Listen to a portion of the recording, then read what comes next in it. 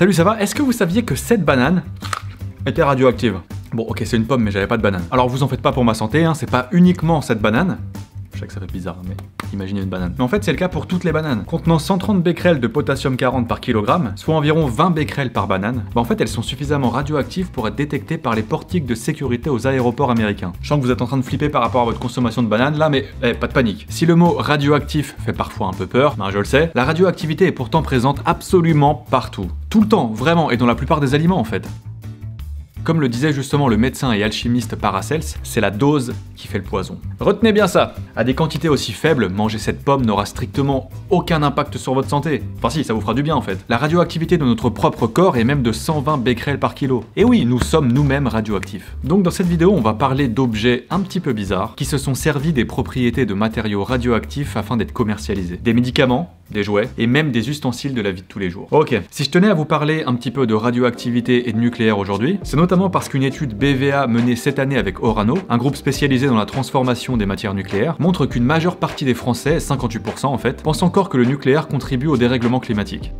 Alors que c'est en fait l'un des moyens de production d'électricité les moins polluants en termes d'émissions de CO2, pas plus que l'éolien. Ça fait même de la France l'un des meilleurs élèves au niveau européen pour sa production d'électricité. Notre électricité provenant à 72% de l'industrie nucléaire, les émissions de CO2 liées à l'énergie s'élèvent à 4,4 tonnes par habitant par an en France, contre une moyenne européenne de 6,2 tonnes par habitant par an. En Allemagne par exemple, là où l'électricité est actuellement majoritairement produite via la combustion d'énergie fossile comme le charbon, cette moyenne s'élève à 8,2 tonnes de CO2 par habitant par an, près du double de nous. Le mot nucléaire ou radioactivité, dès qu'il est prononcé, souvent ça fait un petit peu grincer des dents, ça fait peur. Selon l'Agence internationale de l'énergie, c'est actuellement l'une des meilleures options en termes de lutte contre le réchauffement climatique, couplé avec les énergies renouvelables. En tout cas en termes de production de CO2, ce qui est la grosse priorité. Parce qu'évidemment, après, c'est sûr, il y a le problème des déchets radioactifs, c'est clair. J'avais d'ailleurs déjà consacré une vidéo à ce sujet, mais pour en revenir à la radioactivité, d'où vient-elle? Ok, voyons ça ensemble. Un atome radioactif est un atome instable qui va avoir tendance à se désintégrer. Le becquerel est une unité qui sert à déterminer la quantité de désintégration d'atomes à chaque instant au sein d'une matière radioactive.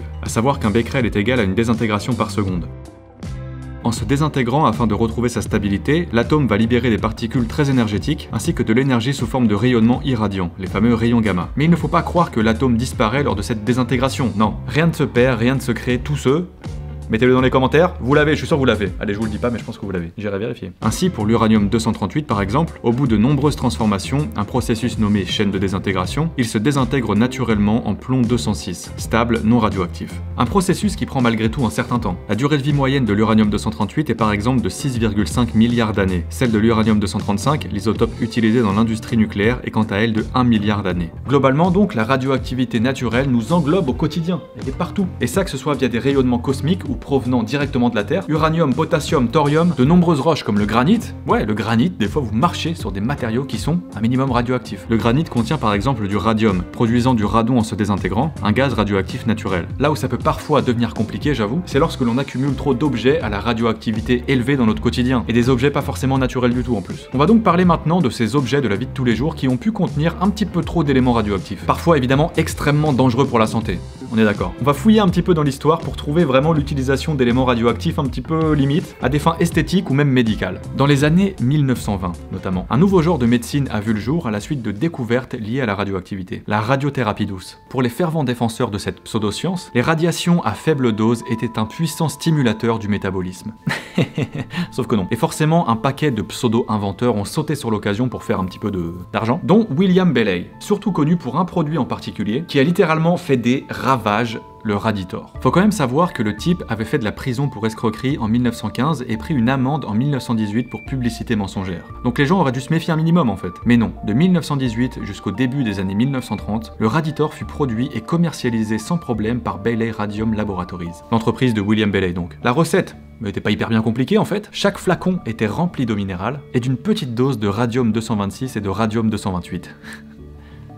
Pas ouf l'idée. Vous vous rappelez de mon fruit tout à l'heure et de ces 20 becquerels là, hein? Vous vous en souvenez? Ok, tenez-vous bien, parce qu'en fait, chaque flacon de Raditor, hein, tranquillement, tu l'avais ton petit flacon, il contenait 37 000 becquerels. Bien joué, Bailey. L'usage recommandé était donc d'un flacon par jour, afin de soi-disant booster son métabolisme. Je pense que ça devait bien booster le système endocrinien, ouais. Après la fameuse affaire des Radium Girls, ce qui a définitivement scellé, enterré l'utilisation du Raditor et de pas mal d'autres produits à base de radium de l'époque, c'est la mort du milliardaire Eben Byers en 1932. Cet industriel américain quelqu'un a consommé pendant des années du Raditor quotidiennement. Tous les jours, le petit flacon. Soit plus de 1400 doses. C'est beaucoup. Il a arrêté d'en prendre en 1930. Alors vous allez me demander pourquoi il a arrêté d'en prendre peut-être. Parce qu'il commençait à perdre ses dents. Voilà, déjà, c'est pas ouf. Il souffrait de fortes migraines et il perdait du poids. Mais il y a aussi des trous qui commençaient à se former dans son crâne.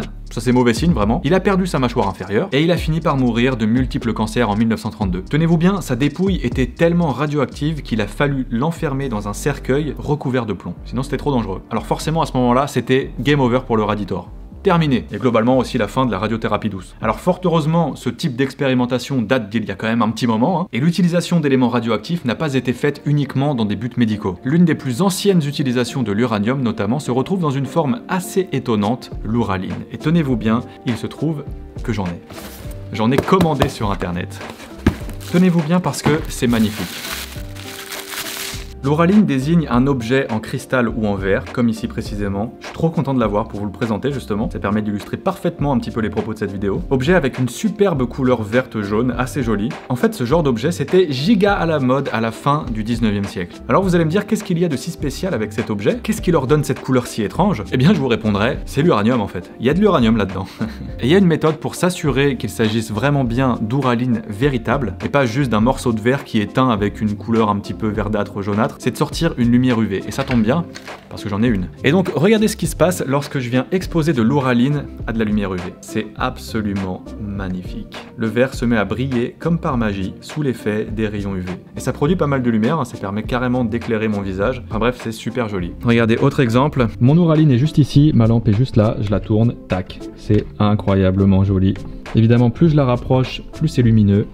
Bref, l'uraline, ça défonce. Ah, qu'est-ce que j'aime ces petites vidéos avec des objets où je vous montre des trucs. Alors on pourrait se dire, ok, c'est très beau, mais est-ce que c'est pas un peu dangereux quand même? Afin d'obtenir cet effet, le verre est en fait fondu avec un très faible pourcentage d'uranium naturel afin de le colorer. En général, autour de 2% du poids total de l'objet. Avec quelques exceptions, à savoir certaines uralines du début du XXe siècle, affichant pas moins de 25% d'uranium dans leur fabrication. Mais bon, en temps normal, on est plutôt sur du 2% donc. Et après diverses analyses, il a été démontré qu'un usage fréquent d'uraline provoquerait une exposition de 0,04 millisieverts par an, soit entre 1 et 2% de l'exposition annuelle d'une personne aux radiations. Et 0,04 millisieverts, c'est aussi la dose de radiation délivrée lors d'une radio des poumons. En général, on se mange une dose de radiation annuelle de 4,5 millisieverts entre l'exposition naturelle et médicale. Non, ceux qui prennent vraiment super cher, c'est les astronautes lors de missions dans l'espace. Par exemple, typiquement les astronautes dans l'ISS. Sans la protection de notre bonne vieille atmosphère, ils se mangent les rayonnements radioactifs solaires à fond, à savoir la dose annuelle en une seule semaine. En un mois, Thomas Pesquet se prend pas moins de 20 millisieverts, soit la limite annuelle autorisée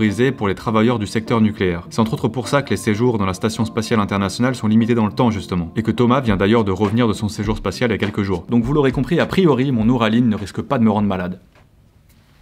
J'espère. Alors une autre utilisation pas hyper banale d'un élément radioactif, et qui surtout a beaucoup fait parler d'elle, c'est dans le kit Gilbert U238 Atomic Energy Lab. A votre avis c'est quoi ce truc? Eh bien c'est tout simplement un jouet éducatif qui servait à mieux comprendre l'énergie nucléaire. C'était un kit de petits chimistes en fait, dans lequel on retrouvait notamment une chambre à brouillard, très stylée une chambre à brouillard d'ailleurs, un compteur Geiger, divers instruments de mesure, un manuel et surtout, tenez-vous bien, 3 sources de radiation, alpha, bêta et gamma, ainsi que 4 pépites de minerais, à savoir du plomb, du ruthénium, du zinc et du polonium. Diverses sources radioactives donc. Calme. Même si pas mal d'articles et vidéos le qualifient parfois de jouet le plus dangereux du monde, il n'était en réalité pas bien dangereux, car la faible radioactivité de ces éléments ne posait pas de problème particulier pour la santé lors de diverses manipulations. Après j'imagine que c'était pas non plus recommandé d'avaler l'un de ces minerais en fait. Fallait juste faire un petit peu attention, et puis bon, ce jouet en fait il est plus vendu du tout. Si la radioactivité fait si peur, c'est souvent en fait par méconnaissance finalement. J'ai déjà parlé plusieurs fois du nucléaire par le passé, notamment pour faire la distinction entre l'utilisation militaire et l'utilisation civile du nucléaire. Trop de gens pensent encore qu'une centrale peut exploser comme une bombe atomique le ferait en fait, alors que c'est absolument pas la même chose. Ou encore que le nucléaire émet des gaz à effet de serre, alors que non. C'est un peu dommage de voir des levées de boucliers contre une énergie qui peut pourtant nous apporter des solutions dans la lutte contre le réchauffement climatique. L'industrie nucléaire produit certes des déchets, c'est sûr, mais les centrales n'émettent quasiment pas de CO2, qui est à l'heure actuelle l'un de nos plus gros problèmes environnementaux, au cœur de l'urgence climatique. À l'issue de la COP26, trop de pays, bien souvent pour des raisons commerciales, souhaitent encore produire leur énergie via des énergies fossiles telles que le charbon, l'une des énergies les plus polluantes en termes d'émissions de gaz à effet de serre. Le nucléaire permet non seulement de produire de l'énergie sans émissions, mais il améliore également notre indépendance énergétique vis-à-vis des autres pays. Et si vous voulez avoir plus d'informations sur le sujet, je vous recommande l'outil pédagogique mis en place par Orano, qui est plutôt bien foutu et qui permet de s'informer sur les différentes énergies, qu'elles soient fossiles, nucléaires et renouvelables. Je vous mets le lien évidemment dans la description si ça vous intéresse. Ça peut être intéressant de mieux s'informer ou d'informer nos proches, enfin bref, de rester curieux évidemment. J'espère en tout cas que vous aurez appris des trucs sur l'Ouraline, sur ces objets qui ont contenu des trucs de fou dedans. C'était très intéressant comme sujet à traiter, j'espère que ça vous aura plu. N'hésitez pas à mettre le petit pouce en l'air comme d'habitude si ça vous a plu. Vous pouvez vous abonner pour ne jamais rien louper de ce qui arrive sur la chaîne, et quant à moi je vous dis comme d'habitude à très bientôt, à la prochaine car la science n'attend pas. Salut!